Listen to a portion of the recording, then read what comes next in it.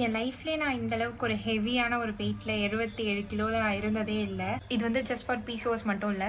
நீங்கள் யார் இருந்தாலும் பாஸ்ட் 7 மந்த்ஸ் நீங்கள் உங்களுக்காக காசை தாண்டி உங்களுக்காக என்ன பண்ணீங்கன்னு யோசிங்க. ஒரு வேலை சம்வேர் யூ ஃபீல் லைக் என் ஹெல்த்தை இன்னும் பார்த்துக்கணும், என்னை இன்னும் பார்த்துக்கணும், என்ன நான் ஸ்கில் அப் பண்ணிக்கணும், இப்படிலாம் தோணுச்சுன்னா உங்களுக்காகவும் தான். என்னை சுபானுவாக தெரிஞ்சவங்கள விட இவங்களுக்கு பிசிஓஎஸ் இருக்குது, பிசிஓஎஸ் சரி பண்ண ட்ரை பண்ணுறாங்க அப்படின்னு தெரிஞ்சவங்க தான் அதிகம்.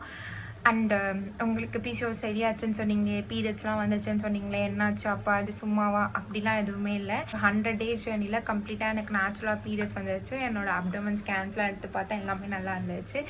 தென் இப்போ கொஞ்சம் இஷ்டத்துக்கு சாப்பிட்றது, என்னதோ பண்ணுறது, ஒரு ரொட்டீன் இல்லாமல் போகிறது, இவங்கள பார்த்துக்கிறது, அம்மா பார்த்துக்கிறது, அப்பாவை பார்த்துக்கிறது, ஃபேமிலியை பார்த்துக்கிறது, நம்மளை எதுவுமே பார்க்காம போயிட்டு நவ் இப்போ நான் இல்லைனா இவங்களை யார் பார்த்துப்பாங்கன்ற அளவுக்கு அந்தளவுக்கு என் ஹெல்த் கண்டிஷன் வந்து ரொம்ப வேர்சன் ஆயிடுச்சு.